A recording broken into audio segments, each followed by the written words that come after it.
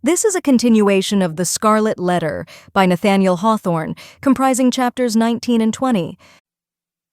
Chapter 19. The Child at the Brookside. "Thou wilt love her dearly," repeated Hester Prynne, as she and the minister sat watching little Pearl. "Dost thou not think her beautiful? And see with what natural skill she has made those simple flowers adorn her.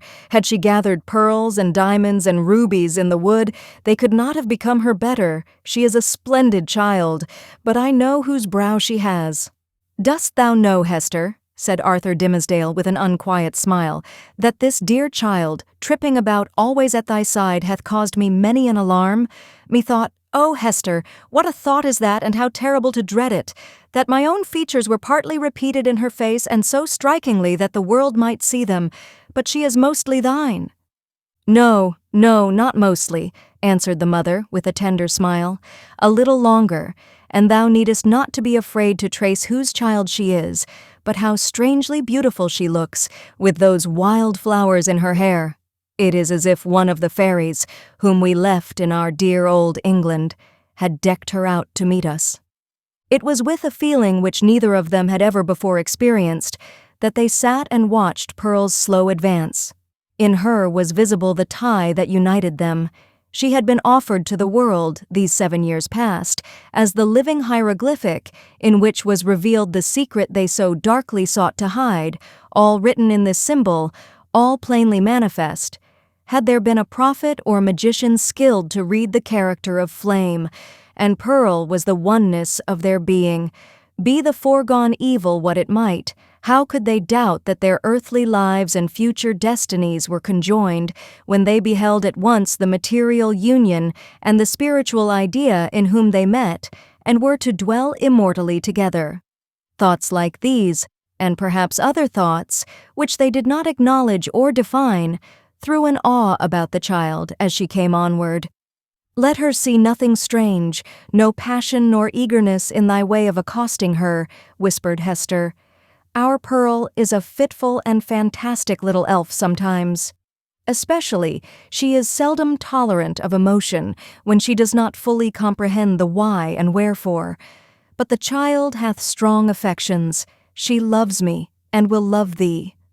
"Thou canst not think," said the minister, glancing aside at Hester Prynne, "how my heart dreads this interview and yearns for it. But in truth, as I already told thee, children are not readily won to be familiar with me. They will not climb my knee, nor prattle in my ear, nor answer to my smile, but stand apart and eye me strangely. Even little babes, when I take them in my arms, weep bitterly. Yet Pearl, twice in her little lifetime, hath been kind to me. The first time, thou knowest it well. The last was when thou ledst her with thee to the house of yonder stern old governor. And thou didst plead so bravely in her behalf and mine," answered the mother.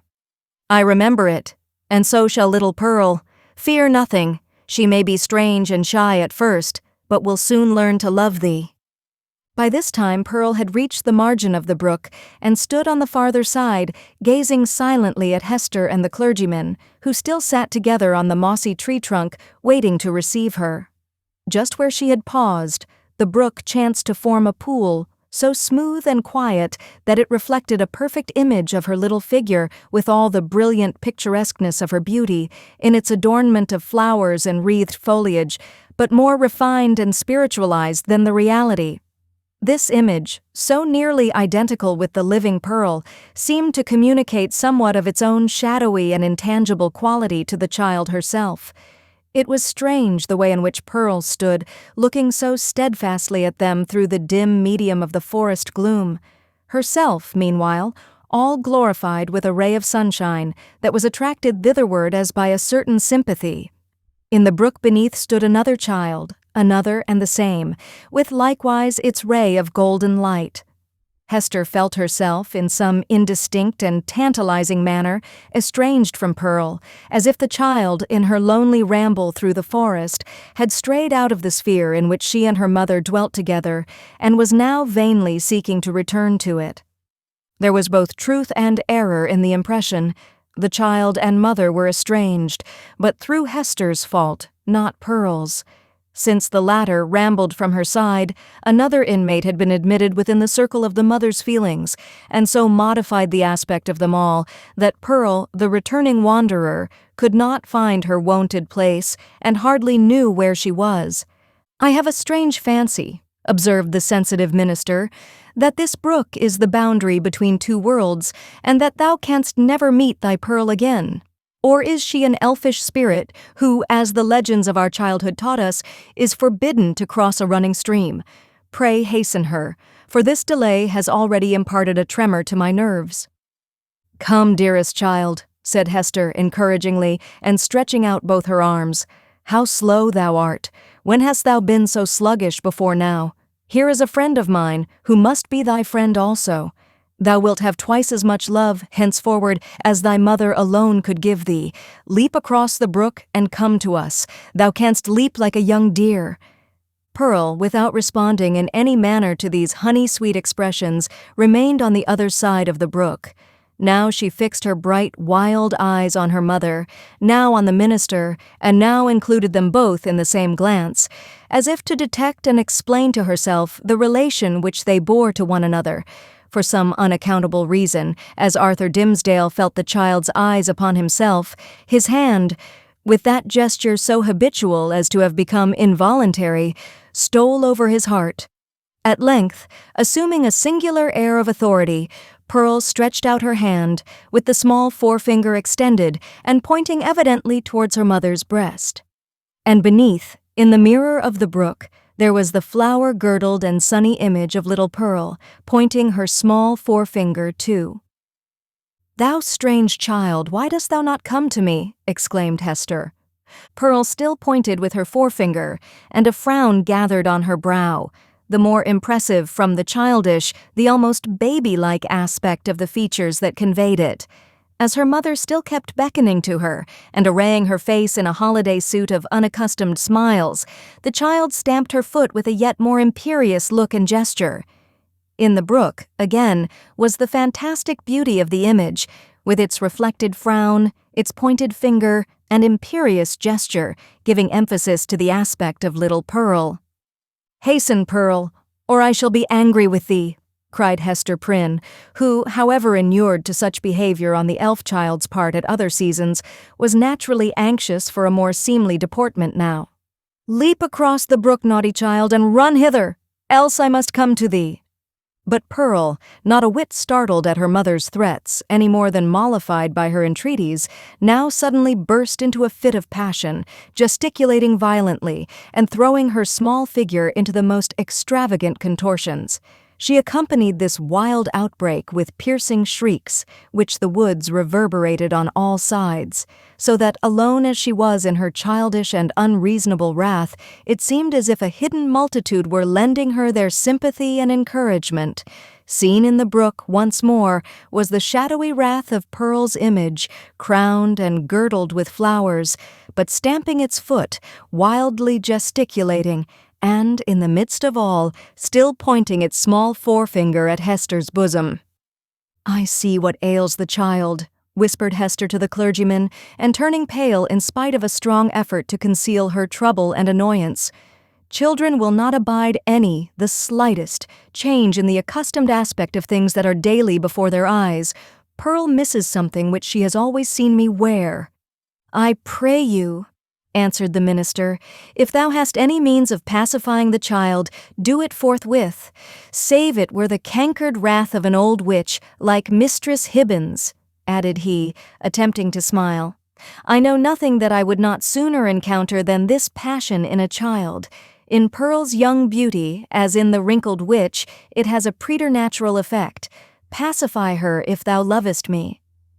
Hester turned again towards Pearl, with a crimson blush upon her cheek, a conscious glance aside at the clergyman, and then a heavy sigh, while even before she had time to speak, the blush yielded to a deadly pallor.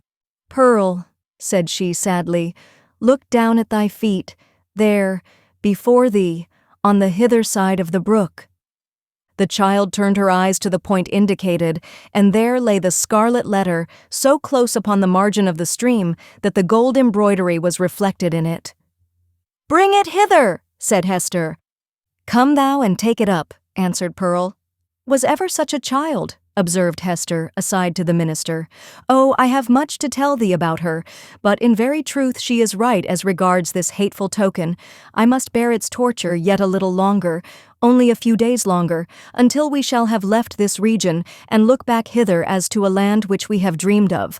The forest cannot hide it. The mid-ocean shall take it from my hand and swallow it up forever." With these words, she advanced to the margin of the brook, took up the scarlet letter, and fastened it again into her bosom. Hopefully, but a moment ago, as Hester had spoken of drowning it in the deep sea, there was a sense of inevitable doom upon her as she thus received back this deadly symbol from the hand of fate. She had flung it into infinite space, she had drawn an hour's free breath, and here again was the scarlet misery glittering on the old spot. So it ever is, whether thus typified or no, that an evil deed invests itself with the character of doom. Hester next gathered up the heavy tresses of her hair and confined them beneath her cap. As if there were a withering spell in the sad letter, her beauty, the warmth and richness of her womanhood, departed like fading sunshine, and a gray shadow seemed to fall across her. When the dreary change was wrought, she extended her hand to Pearl. "Dost thou know thy mother now, child?" asked she, reproachfully, but with a subdued tone. "Wilt thou come across the brook and own thy mother, now that she has her shame upon her, now that she is sad?" "Yes, now I will," answered the child, bounding across the brook and clasping Hester in her arms. "Now thou art my mother indeed, and I am thy little Pearl." In a mood of tenderness that was not usual with her, she drew down her mother's head and kissed her brow and both her cheeks.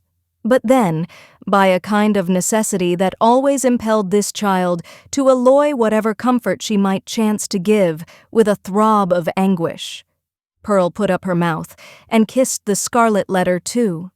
"That was not kind," said Hester. "When thou hast shown me a little love, thou mockest me." "Why doth the minister sit yonder?" asked Pearl. "He waits to welcome thee," replied her mother. "Come thou and entreat his blessing. He loves thee, my little Pearl, and loves thy mother too. Wilt thou not love him? Come, he longs to greet thee."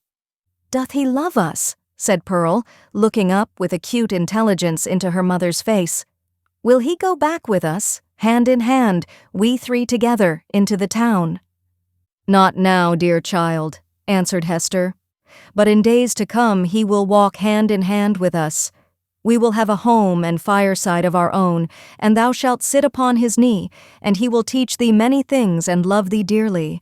Thou wilt love him, wilt thou not?" "And will he always keep his hand over his heart?" inquired Pearl. "Foolish child, what a question is that?" exclaimed her mother. "Come and ask his blessing." But whether influenced by the jealousy that seems instinctive with every petted child towards a dangerous rival, or from whatever caprice of her freakish nature, Pearl would show no favor to the clergyman. It was only by an exertion of force that her mother brought her up to him, hanging back and manifesting her reluctance by odd grimaces, of which, ever since her babyhood, she had possessed a singular variety and could transform her mobile physiognomy into a series of different aspects, with a new mischief in them, each and all. The minister, painfully embarrassed but hoping that a kiss might prove a talisman to admit him into the child's kindlier regards, bent forward and impressed one on her brow. Hereupon, Pearl broke away from her mother and, running to the brook, stooped over it and bathed her forehead until the unwelcome kiss was quite washed off and diffused through a long lapse of the gliding water. She then remained apart, silently watching Hester and the clergyman, while they talked together and made such arrangements as were suggested by their new position and the purposes soon to be fulfilled. And now this fateful interview had come to a close. The dell was to be left a solitude among its dark old trees, which, with their multitudinous tongues, would whisper long of what had passed there, and no mortal be the wiser.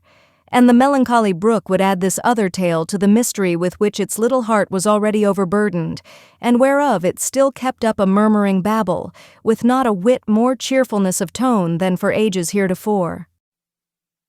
Chapter 20. The Minister in a Maze.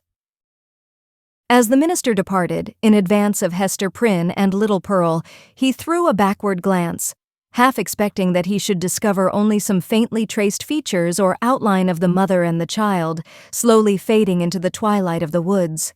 So great a vicissitude in his life could not at once be received as real.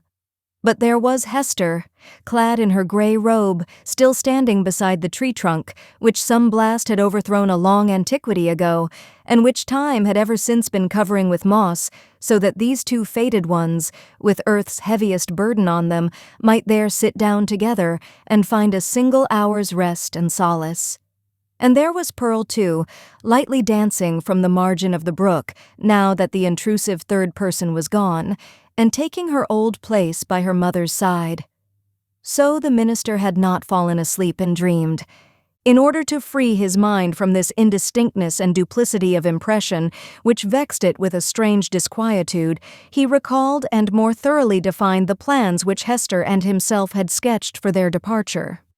It had been determined between them that the old world, with its crowds and cities, offered them a more eligible shelter and concealment than the wilds of New England or all America, with its alternatives of an Indian wigwam, or the few settlements of Europeans scattered thinly along the seaboard. Not to speak of the clergyman's health, so inadequate to sustain the hardships of a forest life, his native gifts, his culture, and his entire development would secure him a home only in the midst of civilization and refinement. The higher the state, the more delicately adapted to it, the man. In furtherance of this choice, it so happened that a ship lay in the harbor, one of those questionable cruisers frequent at that day, which without being absolutely outlaws of the deep, yet roamed over its surface with a remarkable irresponsibility of character. This vessel had recently arrived from the Spanish Main, and, within 3 days' time, would sail for Bristol. Hester Prynne, whose vocation as a self-enlisted sister of charity had brought her acquainted with the captain and crew, could take upon herself to secure the passage of 2 individuals and a child, with all the secrecy which circumstances rendered more than desirable. The minister had inquired of Hester, with no little interest, the precise time at which the vessel might be expected to depart. It would probably be on the 4th day from the present. "That is most fortunate," he had then said to himself. Now, why the Reverend Mr. Dimmesdale considered it so very fortunate, we hesitate to reveal. Nevertheless, to hold nothing back from the reader, it was because, on the 3rd day from the present, he was to preach the election sermon, and as such an occasion formed an honorable epoch in the life of a New England clergyman, he could not have chanced upon a more suitable mode and time of terminating his professional career. "At least they shall say of me," thought this exemplary man, "that I leave no public duty unperformed, nor ill performed." Sad indeed that an introspection so profound and acute as this poor minister's should be so miserably deceived. We have had, and may still have, worse things to tell of him, but none, we apprehend, so pitiably weak, no evidence at once so slight and irrefragable of a subtle disease that had long since begun to eat into the real substance of his character. No man, for any considerable period, can wear one face to himself and another to the multitude, without finally getting bewildered as to which may be the true. The excitement of Mr. Dimmesdale's feelings, as he returned from his interview with Hester, lent him unaccustomed physical energy, and hurried him townward at a rapid pace.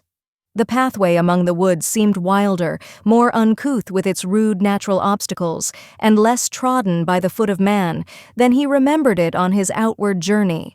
But he leaped across the plashy places, thrust himself through the clinging underbrush, climbed the ascent, plunged into the hollow, and overcame, in short, all the difficulties of the track with an unweariable activity that astonished him. He could not but recall how feebly, and with what frequent pauses for breath, he had toiled over the same ground only 2 days before. As he drew near the town, he took an impression of change from the series of familiar objects that presented themselves. It seemed not yesterday, not 1, nor 2, but many days or even years ago since he had quitted them. There, indeed, was each former trace of the street as he remembered it, and all the peculiarities of the houses, with the due multitude of gable peaks and a weathercock at every point where his memory suggested one. Not the less, however, came this importunately obtrusive sense of change. The same was true as regarded the acquaintances whom he met, and all the well-known shapes of human life about the little town. They looked neither older nor younger now. The beards of the aged were no whiter, nor could the creeping babe of yesterday walk on his feet today. It was impossible to describe in what respect they differed from the individuals on whom he had so recently bestowed a parting glance, and yet the minister's deepest sense seemed to inform him of their mutability.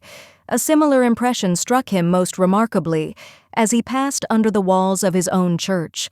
The edifice had so very strange and yet so familiar an aspect that Mr. Dimsdale's mind vibrated between two ideas, either that he had seen it only in a dream hitherto, or that he was merely dreaming about it now. This phenomenon, in the various shapes which it assumed, indicated no external change, but so sudden and important a change in the spectator of the familiar scene, that the intervening space of a single day had operated on his consciousness like the lapse of years. The minister's own will, and Hester's will, and the fate that grew between them had wrought this transformation.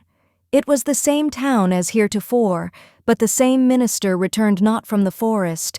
He might have said to the friends who greeted him, "I am not the man for whom you take me. I left him yonder in the forest, withdrawn into a secret dell by a mossy tree trunk and near a melancholy brook. Go, seek your minister, and see if his emaciated figure, his thin cheek, his white, heavy, pain-wrinkled brow be not flung down there like a cast-off garment." His friends, no doubt, would still have insisted with him, "Thou art thyself the man," but the error would have been their own, not his. Before Mr. Dimsdale reached home, his inner man gave him other evidences of a revolution in the sphere of thought and feeling. In truth, nothing short of a total change of dynasty and moral code in that interior kingdom was adequate to account for the impulses now communicated to the unfortunate and startled minister. At every step he was incited to do some strange, wild, wicked thing or other, with a sense that it would be at once involuntary and intentional. In spite of himself, yet growing out of a profounder self than that which opposed the impulse. For instance, he met one of his own deacons. The good old man addressed him with the paternal affection and patriarchal privilege which his venerable age, his upright and holy character, and his station in the church entitled him to use, and conjoined with this, the deep, almost worshipping respect which the minister's professional and private claims alike demanded. Never was there a more beautiful example of how the majesty of age and wisdom may comport with the obeisance and respect enjoined upon it, as from a lower social rank and inferior order of endowment towards a higher. Now, during a conversation of some 2 or 3 moments between the Reverend Mr. Dimsdale and this excellent and hoary-bearded deacon, it was only by the most careful self-control that the former could refrain from uttering certain blasphemous suggestions that rose into his mind respecting the communion supper. He absolutely trembled and turned pale as ashes, lest his tongue should wag itself in utterance of these horrible matters and plead his own consent for so doing, without his having fairly given it. And even with this terror in his heart, he could hardly avoid laughing to imagine how the sanctified old patriarchal deacon would have been petrified by his minister's impiety. Again, another incident of the same nature. Hurrying along the street, the Reverend Mr. Dimsdale encountered the eldest female member of his church, a most pious and exemplary old dame, poor, widowed, lonely, and with a heart as full of reminiscences about her dead husband and children, and her dead friends of long ago, as a burial ground is full of storied gravestones. Yet all this, which would else have been such heavy sorrow, was made almost a solemn joy to her devout old soul by religious consolations and the truths of Scripture, wherewith she had fed herself continually for more than 30 years. And since Mr. Dimsdale had taken her in charge, the good granddame's chief earthly comfort, which, unless it had been likewise a heavenly comfort, could have been none at all, was to meet her pastor, whether casually or of set purpose, and be refreshed with a word of warm, fragrant, heaven-breathing gospel truth from his beloved lips into her dulled but rapturously attentive ear. But on this occasion, up to the moment of putting his lips to the old woman's ear, Mr. Dimmesdale, as the great enemy of souls would have it, could recall no text of Scripture, nor aught else, except a brief, pithy, and, as it then appeared to him, unanswerable argument against the immortality of the human soul. The instillment thereof into her mind would probably have caused this aged sister to drop down dead at once, as by the effect of an intensely poisonous infusion. What he really did whisper, the minister could never afterwards recollect. There was, perhaps, a fortunate disorder in his utterance, which failed to impart any distinct idea to the good widow's comprehension, or which Providence interpreted after a method of its own. Assuredly, as the minister looked back, he beheld an expression of divine gratitude and ecstasy that seemed like the shine of the celestial city on her face, so wrinkled and ashy pale. Again, a third instance. After parting from the old church member, he met the youngest sister of them all. It was a maiden newly won, and won by the Reverend Mr. Dimmesdale's own sermon on the Sabbath after his vigil, to barter the transitory pleasures of the world for the heavenly hope that was to assume brighter substance as life grew dark around her, and which would gild the utter gloom with final glory. She was fair and pure as a lily that had bloomed in paradise.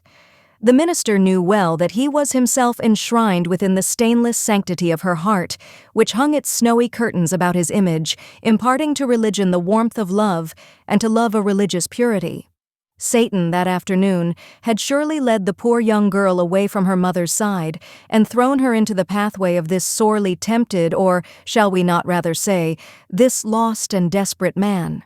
As she drew nigh, the arch-fiend whispered him to condense into small compass and drop into her tender bosom a germ of evil that would be sure to blossom darkly soon and bear black fruit betimes. Such was his sense of power over this virgin soul, trusting him as she did, that the minister felt potent to blight all the field of innocence with but one wicked look, and develop all its opposite with but a word.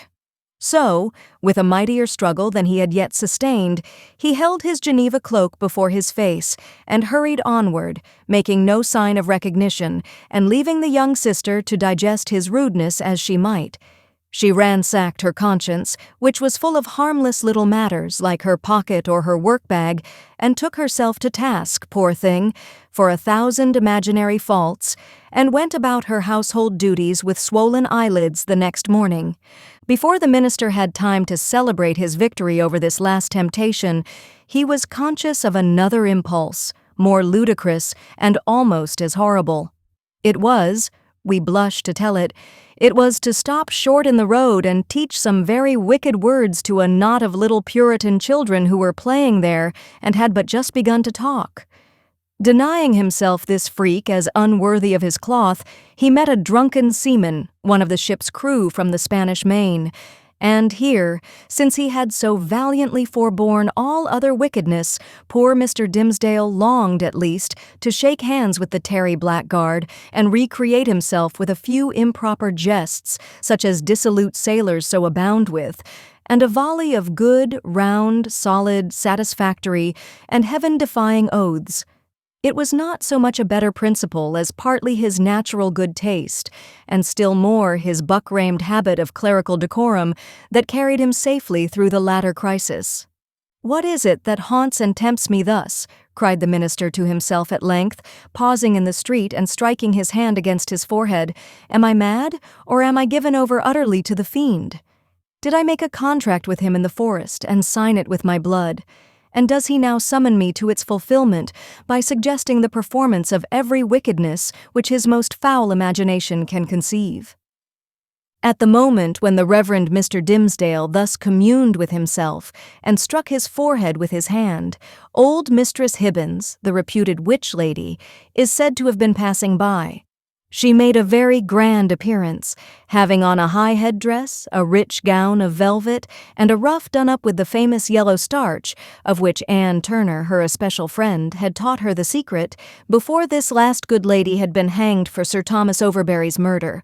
Whether the witch had read the minister's thoughts or no, she came to a full stop, looked shrewdly into his face, smiled craftily, and, though little given to converse with clergymen, began a conversation.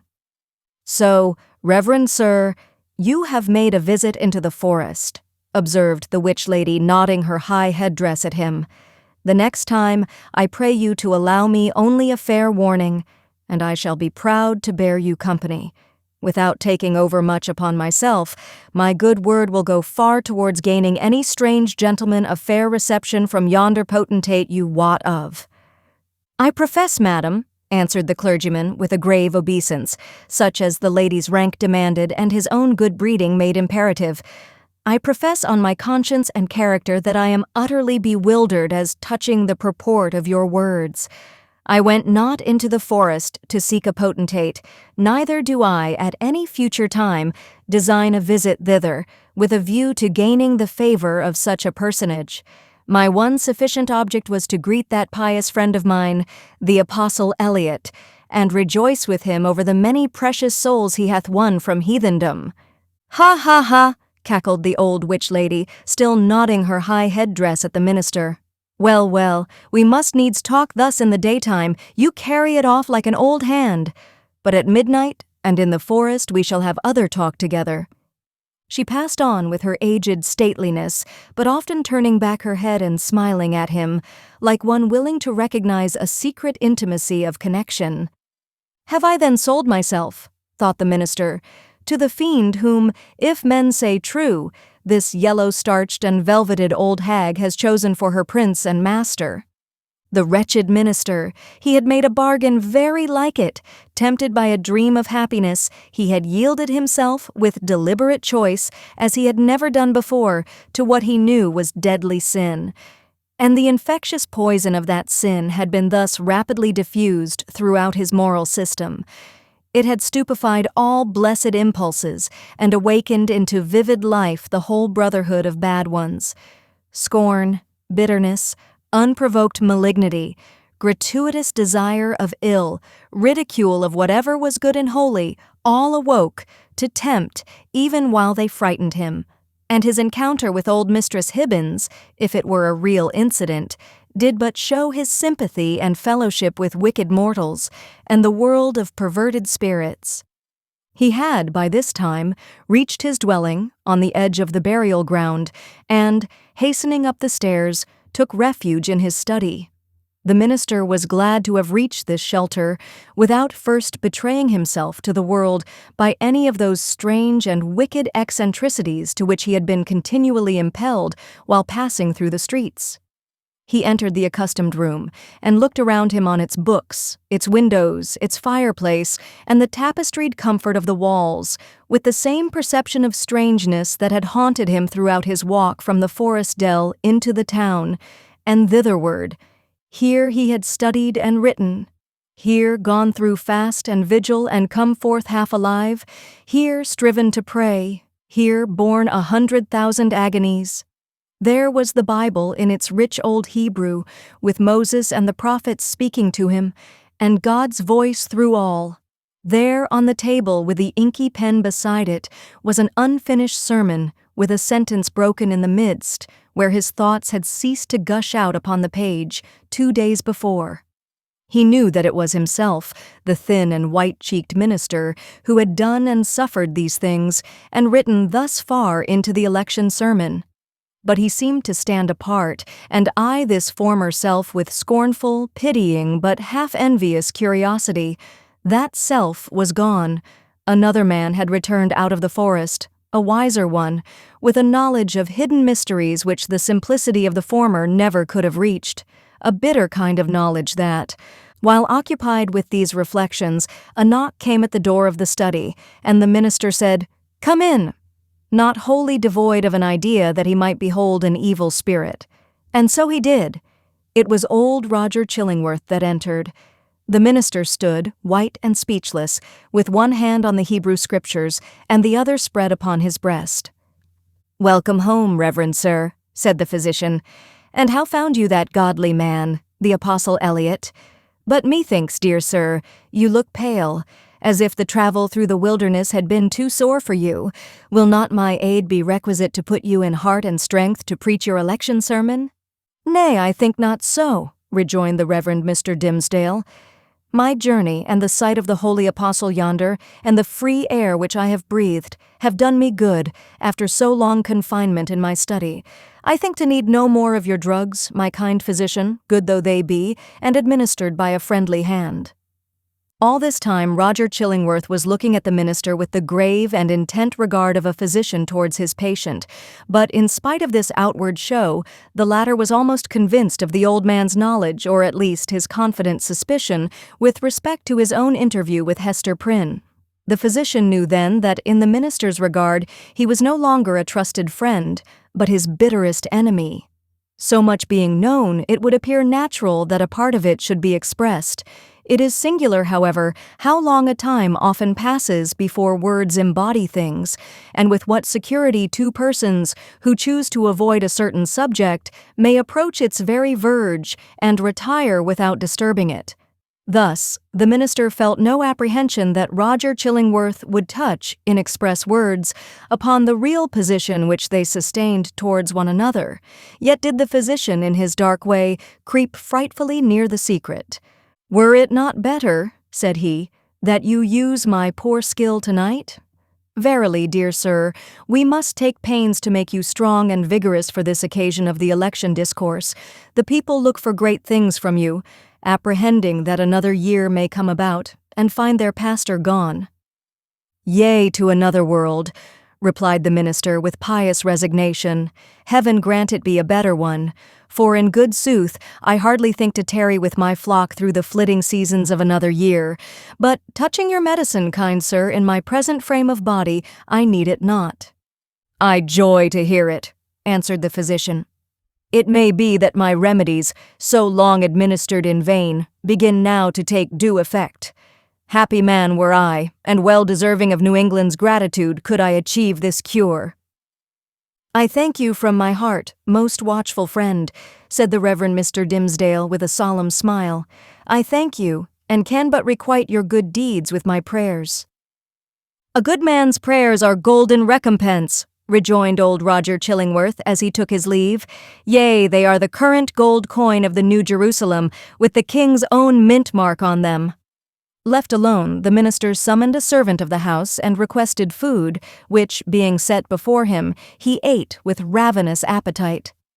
Then, flinging the already written pages of the election sermon into the fire, he forthwith began another, which he wrote with such an impulsive flow of thought and emotion that he fancied himself inspired, and only wondered that heaven should see fit to transmit the grand and solemn music of its oracles through so foul an organ-pipe as he. However, leaving that mystery to solve itself, or go unsolved forever, he drove his task onward with earnest haste and ecstasy. Thus the night fled away, as if it were a winged steed, and he careering on it.